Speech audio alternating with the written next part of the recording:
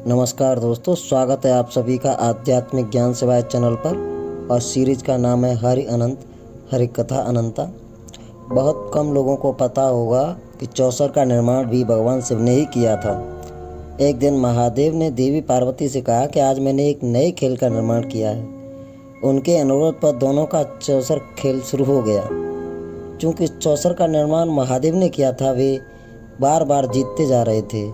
अंत में माता पार्वती ने कहा कि ये उचित नहीं है। अगर ये एक खेल है तो उसके नियम भी होने चाहिए।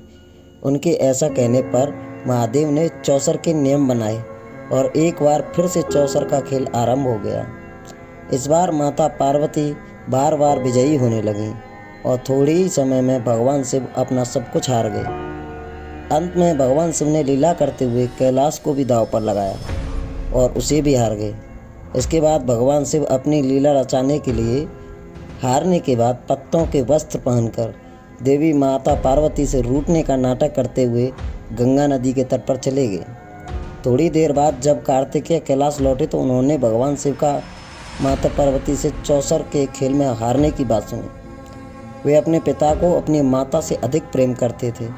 इसी कारण अपने पिता को वापस लाने के लिए उन्होंने माता पार्वती को चौसर में हराकर भगवान शिव की सारी वस्तुएं प्राप्त कर लीं और अपने पिता को लौटाने के लिए गंगा के तट पर चल दिए।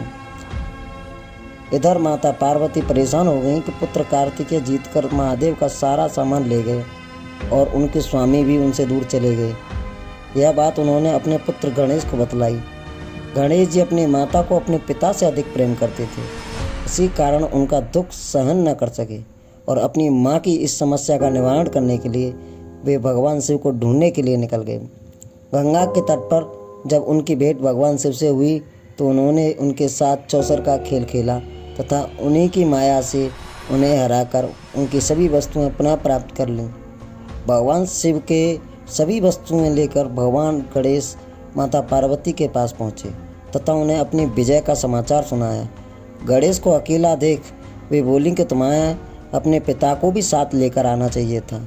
तब गणेश पुनः भगवान शिव को ढूंढने निकल पड़े। भगवान शिव को हरिद्वार में कार्तिकेय के साथ भ्रमण करते हुए मिले। जब भगवान शिव ने शिव से वापस कैलाश पर्वत चलने की बात कही तो उन्होंने गणेश जी के बार बार निवेदन करने पर कहा कि यदि तुम्हारी माता मेरे साथ एक बार फिर चौसर का खेल खेले तो मैं तुम्हारे साथ चल सकता हूँ। यह बात गणेश ने माता पार्वती को भगवान शिव की शर्त बतलाई। उन्हें लेकर अपने पिता के पास पहुँचे। वहाँ पहुंचकर माता पार्वती हंसते हुए भगवान शिव से बोली कि हे नाथ, आपके पास हारने के लिए बचा ही क्या है। तब नारद जी ने अपनी वीणा भगवान शिव को दांव पर लगाने के लिए दे दी। भगवान शिव की इच्छा से भगवान विष्णु पांसों के रूप में भगवान शिव के पास आ गए और भगवान ब्रह्मा मध्यस्थ बन गए।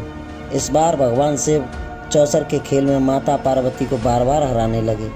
जब माता पार्वती अपने सब कुछ हार गईं तब महादेव ने हंसते हुए इसका रहस्य बतलाया।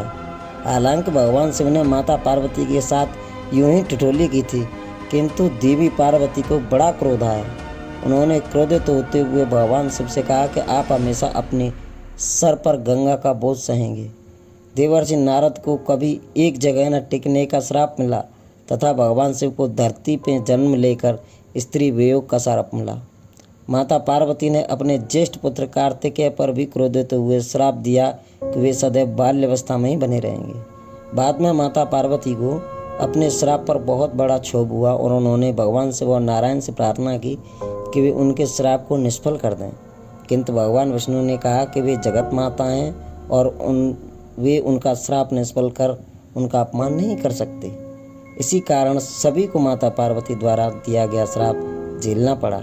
इस प्रकार चौसर ने केवल मनुष्यों का नहीं बल्कि स्वयं ईश्वर का भी अहित किया है। इसीलिए जुए इत्यादि से व्यक्ति को हमेशा दूरी बना रहना चाहिए।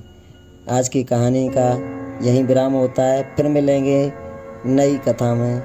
तब तक के लिए जय श्री राधे कृष्ण, जय सीताराम।